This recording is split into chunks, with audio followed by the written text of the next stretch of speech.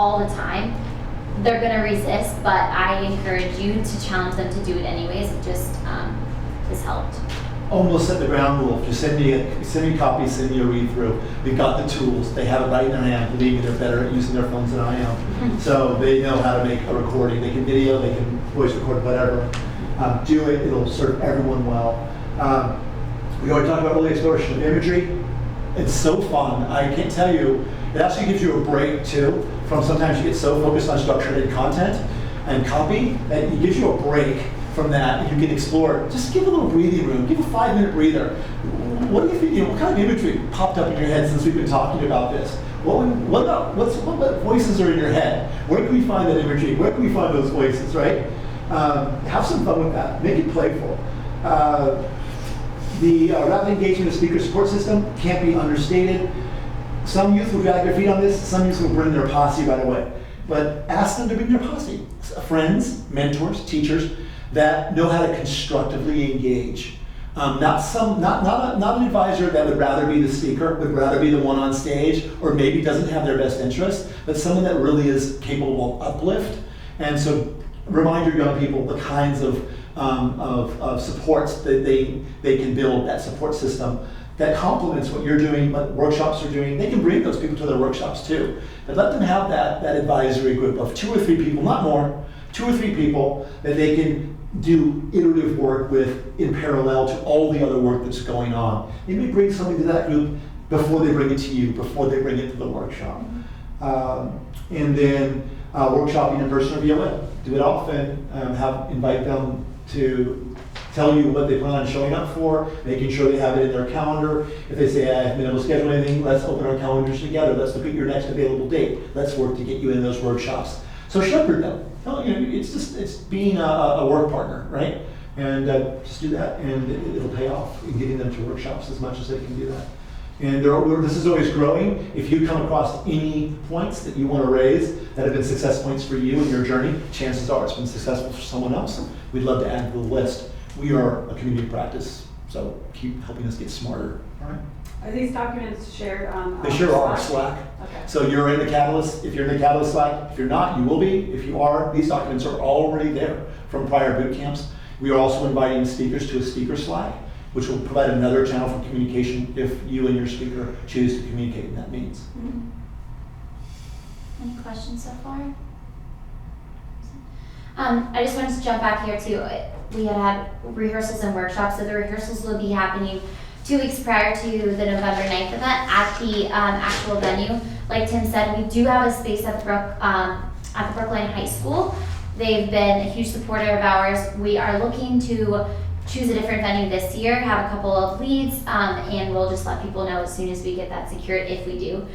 So 2 weeks prior, there will be between 5 to 8, I'm sure, nights where they will practice their entire talk, get mic'd up. We didn't have a chance to do that last year, and I think that would have just been so beneficial. It was just like, duh, we need to do that. So we'll have that opportunity, and they will have to attend one. So we'll have to walk through one rehearsal fully with another speaker and curation team. Yeah, not everybody in the same day. We'll do over a several day period where we'll have 5 blocks a day, and they sign up for their day. Yeah. And we do have the Lincoln School reserved, so it's our backup. Yeah. And we may go there. We are hunting because we're uplifting the brand, energizing the brand, raising the brand up with the ways we've concentrated mission. We're looking for an exalted, energetic, uplifting space, breezy, lively, big curation space that we can chop up and do some really cool things in. If we don't get it this season, we'll get it next. I still think we've got a great shot at getting the space this season. If you have venues that you love that kind of fit that vibe, that stoke, let me know. I'd love to hear about it. We're in the process of shortlisting some venues. So. Yeah. And then the only other thing, additional Catalyst support, we'll be hosting, they're not on the calendar yet, but hopefully will be soon, some just workshops that Catalyst can attend separate from their speakers that are just like, how to engage with youth. So we'll be covering different topics from anywhere from like youth worker skills to how do you have conversations with youth about LGBTQ or cultural competence, these kinds of things. So those will be opportunities, and I'll try to give you as much notice as you can. Not mandatory, just if you feel like it would be beneficial to you, we would love to have you want to challenge ourselves to always continue learning too, because that's what we're expecting of our speakers. Okay. Wanna go through this? Yep, how are we doing on time? We 8 are o'clock. 8 o'clock. Cool. In good shape. Breathing room, biological room, stretching room. We've been sitting for a long time. You don't want to get up and move around? Do you know where the restroom is? Absolutely. Oh, it's- Let's just all take a quick break, get a breather, check our phones if we need to. Safe left. All right.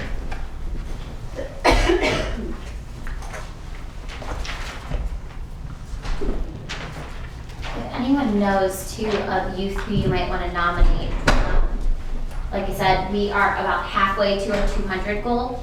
So just giving you an idea, I would love to have other youth nominated.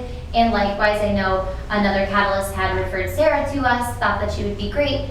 If you know any other Catalysts who would be really great mentors for our youth, I encourage that. So a goal of mine, I'm always looking for, we have a lot of presence with female speakers right now. I would love to have more male speakers. I would love to have more male Catalysts. I was talking to Tim about this yesterday. Obviously, it's not a huge deal. It's just great to have a bigger pool for all of that. So, yeah. The youth we had a pitch session last night. There was 6 youth that pitched, and it was my favorite pitch session so far.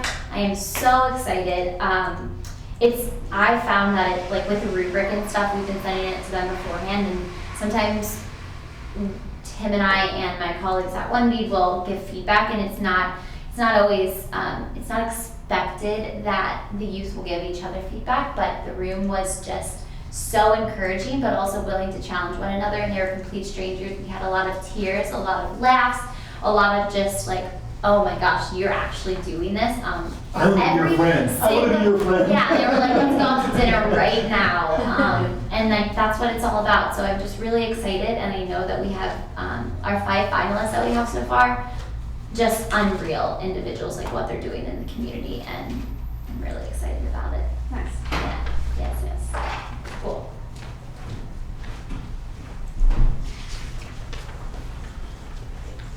Yeah, no, I already can. Thinking through things? Yes. Yeah, it's cool. And we're always looking for performers Yeah. for our session. I know.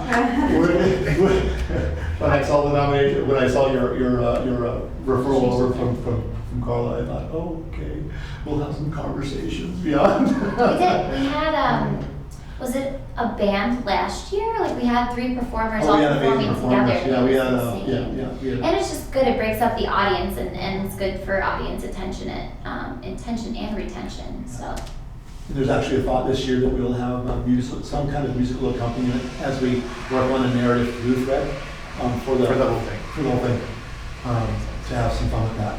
Yeah, and also bring more visual artifacts in to create context for the speaker on pre and post talk. So we're working on that formula and what's achievable this season.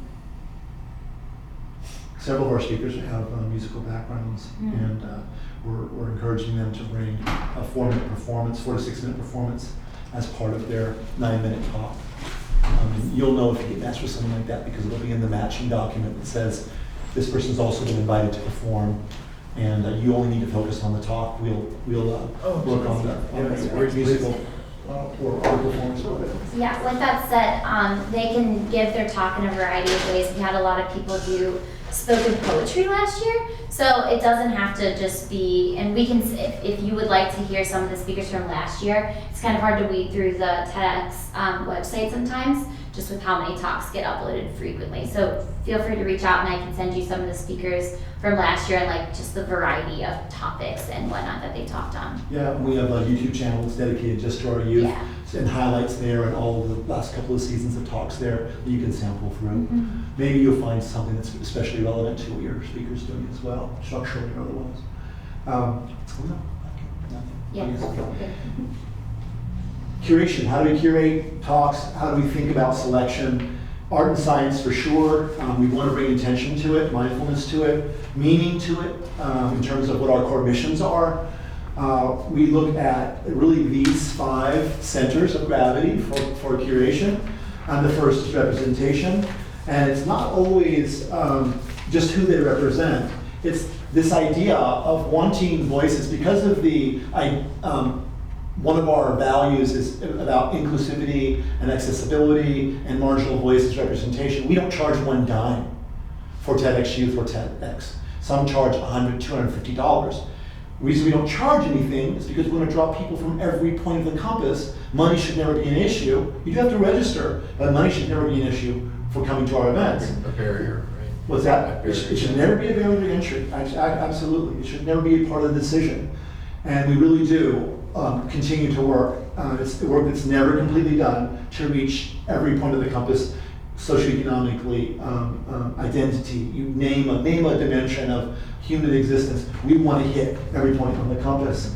Representation. So we want outliers. We love edge people. We love straddlers of domains. We love those people that are sort of fishing around in those blurry edges of domains and ideas and areas of human activity. So it's not just about who they represent. It's also about the place they represent and the kinds of change-making, activism, mobilization that they're doing, especially if they be overlooked or they're hard to understand. We love those hard to box, talks because they represent a very singular, one of our curation points, a very singular point of view for impact and for helping us imagine a different world or a better way of doing something. Relevance, how relevant is the talk? And we think about global youth culture, not relevance to pop culture, not relevance to what's new, shiny, and interesting, that feels time dated, but what feels timeless? What's going to hold up for a period of years or decades? We try to have that kind of a lens about how we curate for content and impact and speakers that advance. Impact, this idea that we talked about the second leg of our three-legged stool for our mission, and that's accelerating youth-driven change. So is there a clear impact that's being made? How does it scale up and down, side to side? Is the young person at the cusp of creating impact, and how is that being communicated out? What kinds of ripples? What are the implications locally, community, structurally, institutionally? Singularity, talked about that a little bit. You just know it when you hear it.